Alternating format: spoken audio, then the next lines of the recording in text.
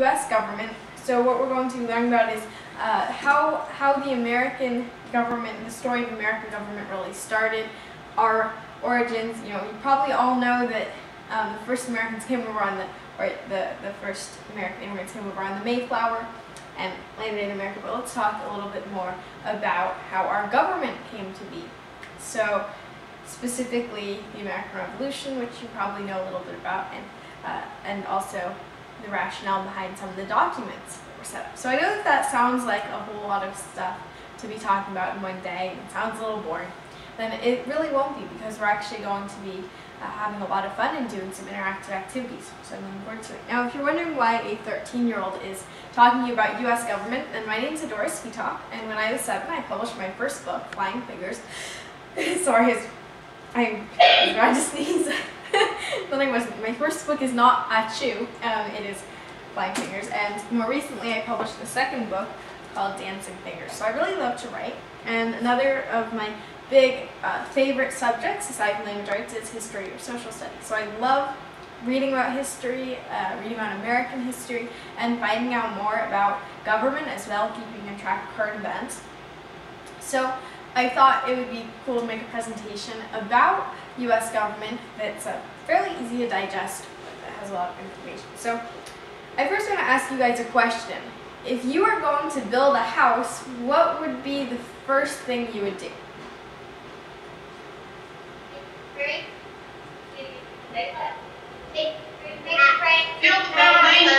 Build a foundation. Great. Build a foundation. I'm sorry? Build a foundation. Build a foundation. What else? Know how much it would cost? I'm sorry? Know how much it would cost? Know how much it would cost? That would be helpful, because if you start building and then suddenly you're like, well, this costs a lot of money and I'm just pouring a lot of money into this and I don't have any money left. That wouldn't be good if you didn't have a roof over your head. You built up all the walls and they were super fancy, but you weren't sure how much money you had left. So yeah, you might build a foundation, you might think about your budget and how much it would cost. But if you just started building, like if you bought your bricks and you just suddenly started piling your bricks on top of each other, then your house might end up looking something like this. It's sort of broken down, there's some pieces missing, as you can see. It's not in all that great of shape. Now, why do you think, if you just suddenly started building like that, why would it end up looking so bad? But we did not have a model for your house. That's how I build it. I'm sorry? If you didn't have a model to go by, you wouldn't know what to do. If you don't have a model to go by, you wouldn't know what to do. It's usually best to plan things out ahead of time. When you're building a house, then you want to get a plan, you want to make a blueprint. Before you start constructing a building, an architect must create a document that outlines the structure of your building. So an architect is a building designer. If you've ever seen pictures of really, really super huge buildings and they look like they're leaned over and you're just thinking, how can that stay without falling to the ground? An architect has to plan out very carefully how a building is going to stay steady, how many floors it's going to have, all those things. So an architect is a building designer and they make a plan for a building. We're not going to be talking so much about real houses today. We're going to be talking about the architects who shaped our government and the documents they created. So the blueprints for our government. And the house, when you think about when you're building a house, you want to make a plan. When you're building a government, then you do the same thing. But first, let's explore how this nation came to be. Does anyone want to tell me what happened to make the U.S. or the U.S.? Any really important historical events? Declaring independence and Declaring independence of the Revolutionary War. Declaring independence in the Revolutionary War. Very good. So that was the event which led us to actually really become independent and not be controlled by the British. So the story starts on the eastern coast of America in the late 1700s, as you guys probably know. So although most of the people who lived in these colonies, they were probably born on these shores in America, they were ruled by a faraway British king. The British system of government was a monarchy. Quickly, I'm going to cover up sort of the definition here. Does anyone want to tell me what a monarchy is?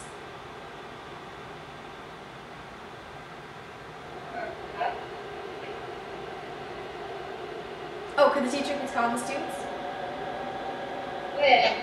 King or queen? Queen or king, yeah, exactly. And so a monarch is someone like a king or a queen who rules a state. And what's important about that is the fact that it's by hereditary right. So that means if I'm a queen, then my son or daughter will be a king or queen, and their son or daughter will be a king or queen. So that might not seem all that bad, except that, you know, people are getting a little tired of, oh, just this person's king, he has a lot of power, and then it's only going to be in his family. And the people in the United States, or in the American colony especially, were a little bit mad about this. Does anyone want to quickly answer for me, what is government? What is the definition of government?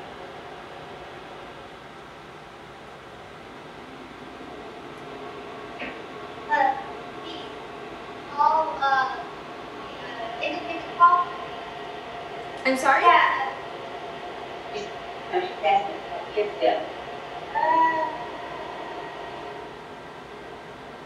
They're being shy.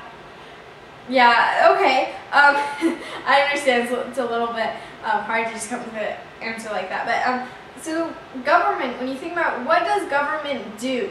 Who's in government? So think about your own city government.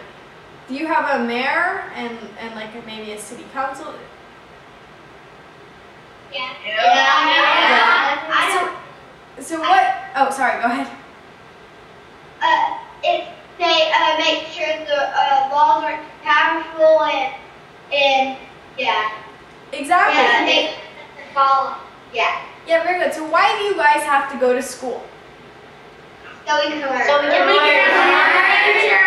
So you can learn, yes. And more specifically, like if you really, really, really said, I don't want to go to school, I'm not going to go to school, why would you have to go to school anyway?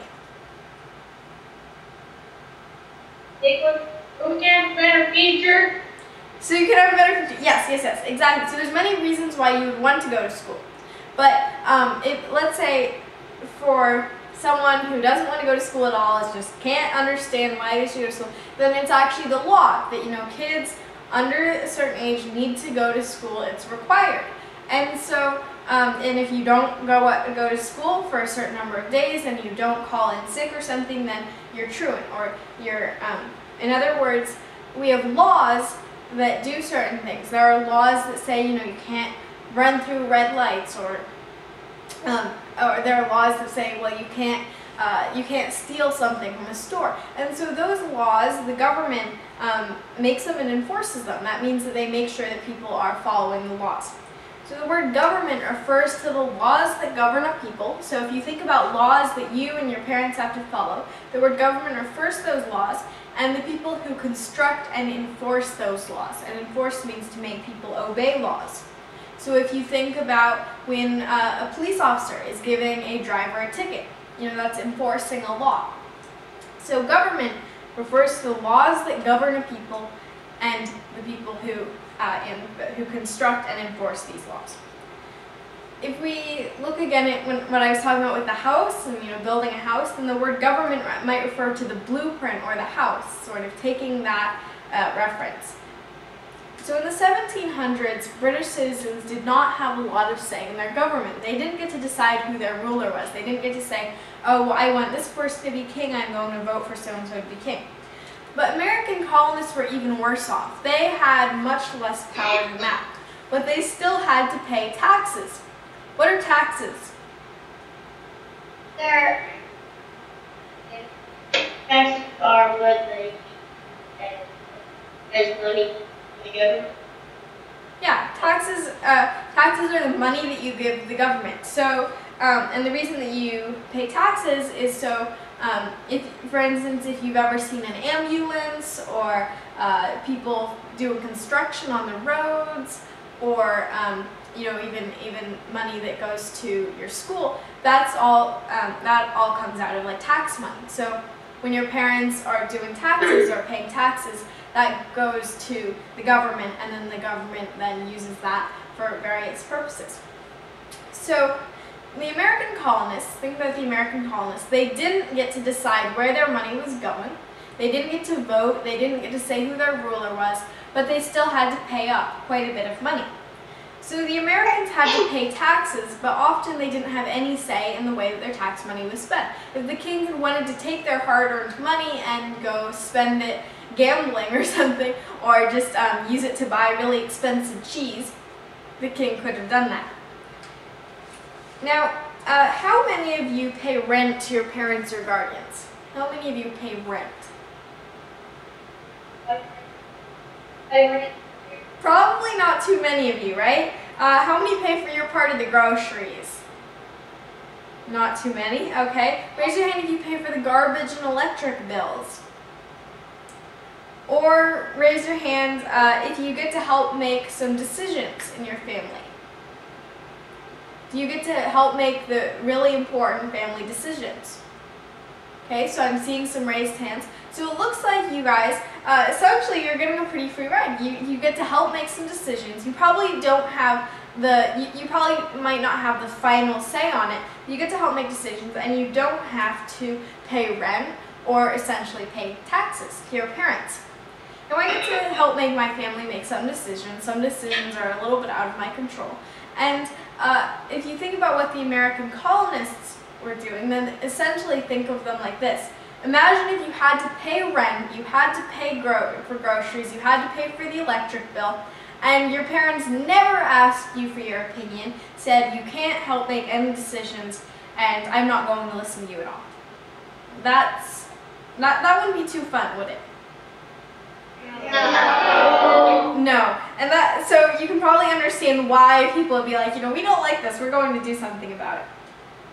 In 1775, American colonists led by George Washington rebelled against the British. So what do we call this?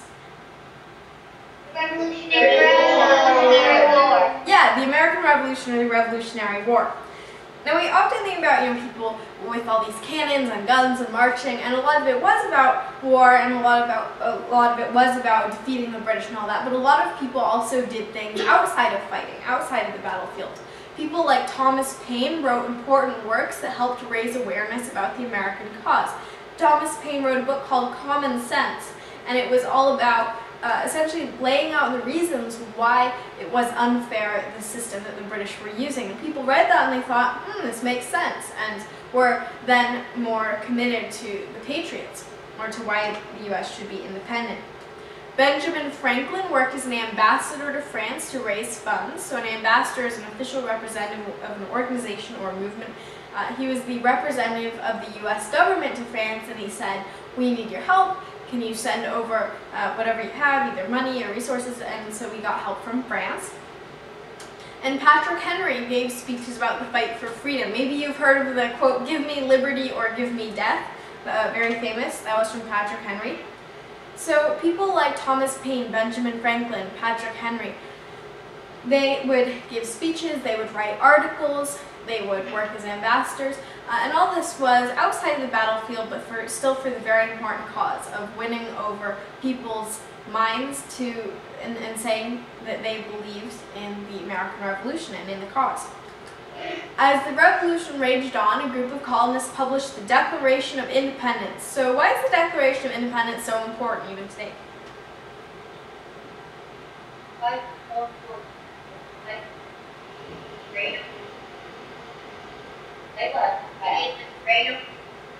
It gave us freedom. Yeah, exactly. The Declaration of Independence, when you look at this document, it was one of the first documents that really outlined. It said, we are a free nation. We have, it's our right to determine where we want to go. Not the British, or we're not going to be a colony any longer. We're going to be our own country. And that was really brave, because at the time it wasn't like for sure that the British were completely defeated. It was still a little bit up in the air. And so by publishing the Declaration of Independence, it was a very brave step in saying we have this new country, we're going to make our own decisions. So can anyone tell me who wrote the first draft of the Declaration of Independence? Thomas Thomas Jefferson, that's right. Now it did get edited quite a lot, and Jefferson was actually not super happy about some of the edits. He said he actually is reported to have said that his document had been mutilated, but we are pretty happy. If you look at the Declaration of Independence, it's a really beautiful, well-written document. So he didn't do a bad job at all. Although the Declaration of Independence wasn't a blueprint for government, as in it didn't outline, this is what you can do, this is what you can't do, this is law number 1, this is law number 2. It didn't say things like that, but it outlined the ideas and values that would become guiding principles for the creation of our government. Life, liberty, the pursuit of happiness. These are really important ideals that were being outlined in the Declaration of Independence. It also explained why the colonists were rebelling against the British and what their goals were. Here are some of the complaints the colonists had about the king. So apparently the king vetoed many laws that would be helpful to the colonists, dissolved colonial legislatures that would stand up for the rights of the people. The king controlled all of the judges, American trade, limiting trade opportunities, and destroying useful rules and laws on a whim. So let's go through each one of these here. He vetoes many laws that would be helpful to the colonists. The king vetoes many laws. What does vetoing a law mean? They make most of the laws. I'm sorry?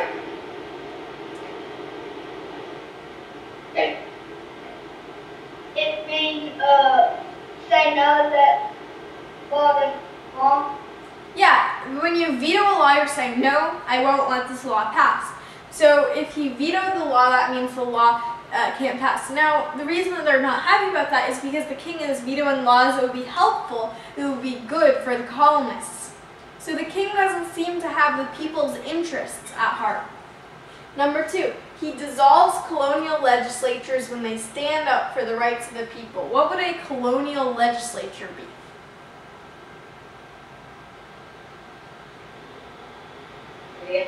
Kind of like the government. Yeah, kind of like government. Basically, a colonial legislature would be a group of people that would help make laws and pass laws and basically be a government for that area. But unfortunately, the king was dissolving colonial legislatures when they were standing up for people's rights. Now, the king, they also said he controls all of the judges. So why do you think they wouldn't be happy about him controlling all of the judges? What's maybe not great about the king controlling judges?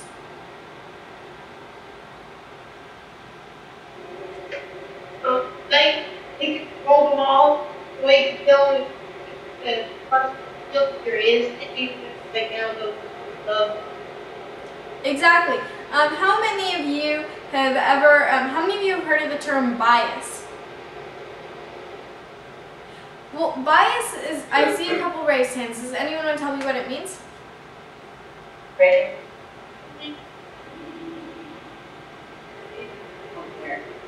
An opinion.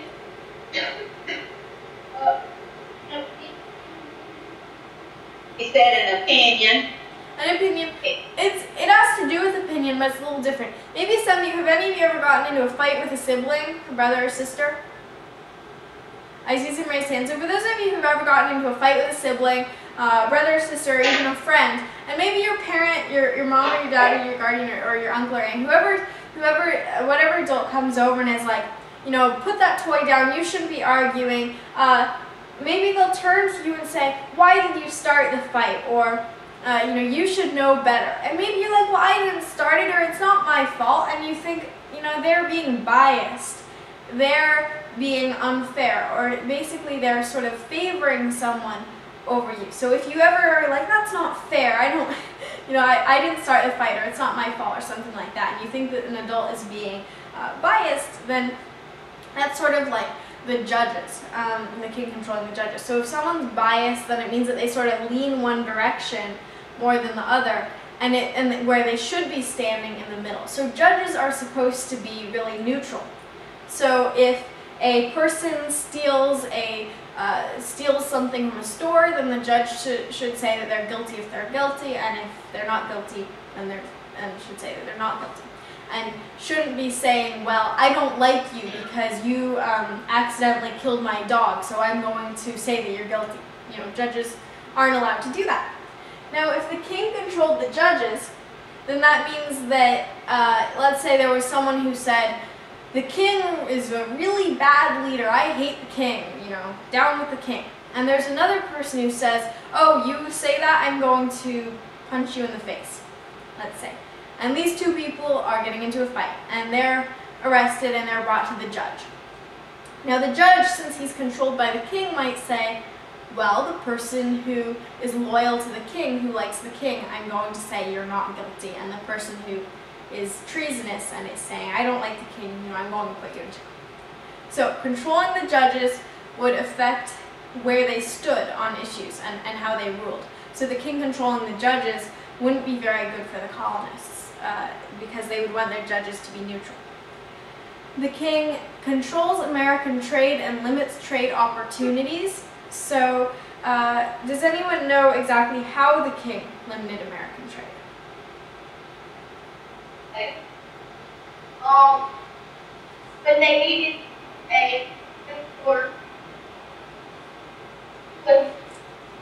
I'm sorry? He wouldn't let them import what they needed to. Yeah, exactly. The British set a lot of rules which didn't make a whole lot of sense to colonists. They would tax a lot of things, wouldn't let them produce some things for themselves, made sure, and so the British were controlling the trade opportunities of the Americans without letting the Americans have a whole lot of say in it, and that was something which made them unhappy. And then he destroys our useful rules and laws on a whim. So imagine that as soon as you finish building a very nice wall, then suddenly someone comes and knocks it down, and you're like, what did you do that for? Now, that would be sort of how they felt. You're making a useful law, you're making a law that really helps people, and then the king is like, I don't like that, we're getting rid of it. So, you can see why they wouldn't be very happy about being ruled by the British, because there's all these things. Vetoing laws would be helpful, dissolving colonial legislatures, controlling the judges, controlling American trade, and destroying useful rules and laws. All these things would make you a little antsy. You'd say, I want to not be ruled by the British anymore. So here's a group activity. We're going to write our own Declaration of Independence together, where we can vote on a topic to write about. So we won't be complaining about the British, and the king will be writing about something else. We could write about, the tyranny of adults, how much adults rule us, and how we should be deciding things, why kids should have more rights. For instance, we could write a Declaration of Independence, and one of our complaints should be, our parents shouldn't have the right to tell us to clean our rooms, or something like that. Or we could write about a different topic, something that you select, like maybe a Declaration of Independence for pets, or for animals, or something like that. So, what do you think we should write about?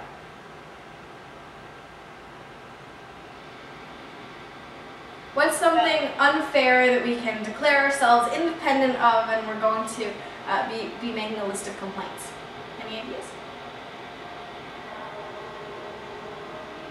Tyranny of adults. Okay, tyranny of adults. Okay, sure. So let's think, what are some ways, what are some rules that you think are unfair?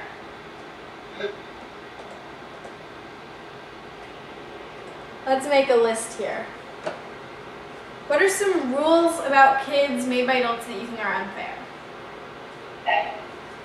Okay. We all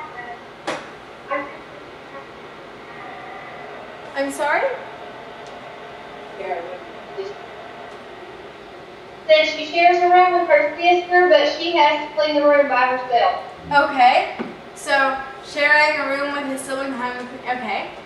So sharing a room with sister, but having to clean your room by yourself. Okay. What else? What? Getting grounded. Getting grounded. Getting grounded. Okay. What else? Okay. Having to go to school. Okay, so you think it's unfair that, hey, I'm surprised to hear that from the class that was just telling me about how going to school is beneficial for your future and is a little bit surprising. Okay, what else? Big what? Baby dogs. I'm sorry? Baby dogs. Bathe the dogs? Okay. What else? Feeding. Oh, feed. Oh, okay. And something that you get in trouble for that you didn't do. Okay, getting in trouble for something you didn't do. Probably everyone's had that experience. What else? Ran. Having to hang your clothes up. Having to fold your clothes. That'll work. Yes. Okay. And 3 more things. Evan. Being able to make I'm sorry? your own choices. Okay. Or maybe not, since we're complaining about things not being able to make your own choices. Okay, 2 more things. Okay. Taking out the trash. Taking out the trash. Taking out the trash. And 1 more thing, last thing.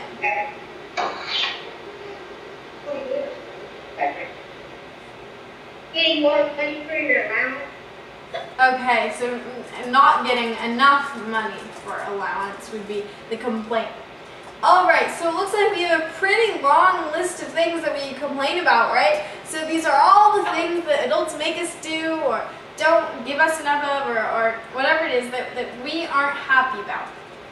So we've made our list of grievances, and so now we're going to explain why we think this rule or way of thinking is unfair. Like the American Declaration of Independence, our declaration should list our grievances. So we've written down our grievances and our complaints. And now we need to finish by declaring how our independence and our Declaration of Independence will benefit us and others, yourself and others. So, list of grievances. Now we have to go and explain why we don't like everything. So, 1. Many adults force children to share a room with a sibling, but then one person must bear the burden of cleaning the room by themselves. Okay, so now why is this bad? Why is this bad? Because it's not fair to the other person when my sister was making up in my room, and I have to clean it all up. And so that's not fair because she did the best so that cleaned up. Okay, so it's not fair for one person to clean up a mess that's half made by another. And maybe it's even more than half made. Maybe the mess is entirely someone else's, as could be the case. Getting grounded, okay. Adults can keep children in the house against their will, also known as getting grounded, as a penalty for unacceptable behavior. Okay, so why is this unfair? You know, adults might look at this and think, well, you know, if you did something bad, or if you didn't do well, or if you weren't studying hard enough, or whatever it is, you know, getting grounded is fair. Why is it not fair, in your opinion? Fine. Because you can't go see your friends. Okay, it's not, okay, this is a cruel and unusual punishment as it restricts you from seeing your friends or interacting with the world. Okay, so we make it sound like really, you know, that this is a big deal. Okay, our next thing, having to go to school. Why, okay, now I'm a little surprised by this. I have to say, I just heard you guys say that going to school is great for your future and that you can learn a lot. So why is it unfair that adults make you go to school? kids don't get to play video games. I'm sorry? Don't play No video games. No, No video games. No video games. Okay, so you're saying that Restricts entertainment. Restricts entertainment. okay, adults restrict entertainment by specifying certain times for studying, certain times for eating, etc. When a kid may want to play video games or when a kid may want to play video games, they may not be able to as a result of these restrictions. Okay, so you're saying, you know, all these things that you have to do. It's not letting you play video games you want to. Feeding the dogs. Okay.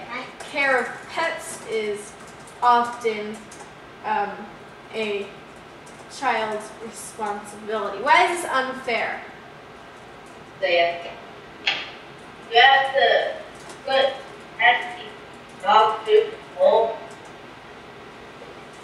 Okay. This is unfair. Okay, this is so it smells, it's not fun, it smells bad is what you're saying. And now what if an adult said, well, you were the one who was all for getting a dog in the first place. What would you say to that? Having to I'm sorry? You bought it. Okay, so you weren't all for getting a dog. Oh wait, so let's just put, since the food often smells bad and it's a time consuming, and it can take a lot of time, it sometimes can, not too often.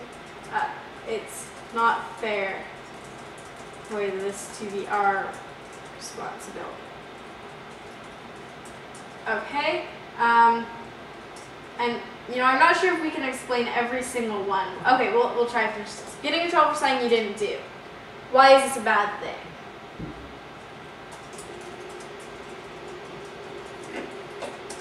Joey. Because you didn't do it. Okay, yeah, simple enough.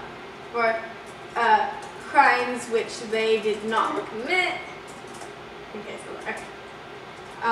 Having to fold your clothes. Why is having to fold your clothes so bad? India. Because it takes a long time. Okay, folding clothes. Another task forced on children is time consuming. And tedious. Kids could be doing much better things with their time than simply folding clothes. Not being able to make your own choices. Okay. I think I think it's something if you invest in really happy that if you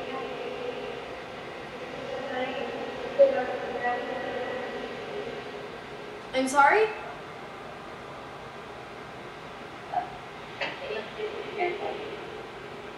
If you're moving to a new house, you didn't get to pick what it looks like, and your brother or sister got to pick what it looks like.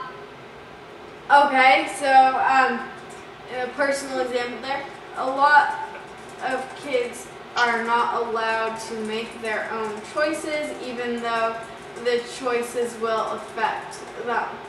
For instance, picking a color for a room is a choice often left up to others. Okay, so taking out the trash is, what's bad about taking out the trash? What do you not like about it? It fell. Okay, taking out the trash is a potentially dangerous activity as it smells terrible and you never know what kind of hazardous waste may be in there. because that would be true to go out before. Children should not be subjected to such horrors. Alright,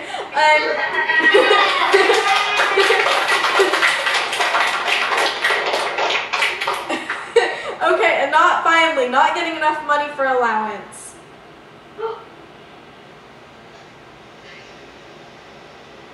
Frederick. So you don't have enough to buy what you wanted? Okay, consumer choice, being able to buy what you want, is an important step to independence. However, adults often don't give us enough money for allowance, restricting our freedom. Okay, so now is the hard part. We have to say, why would our Declaration of Independence make the world a better place? Why would getting rid of, fixing all these complaints, why would it make the world a better place?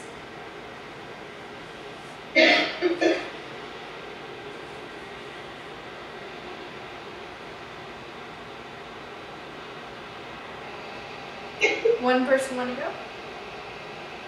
Diana.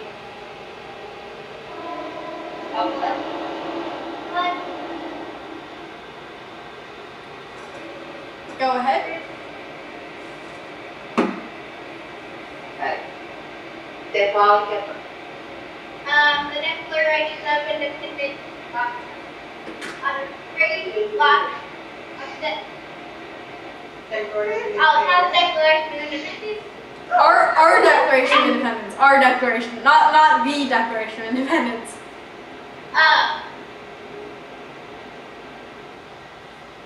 It would be a lot easier for kids. Okay. Our Declaration of Independence declares that we are free from the listed grievances. And, this would make life freer, easier, and happier for every child on Earth. Okay. So we have our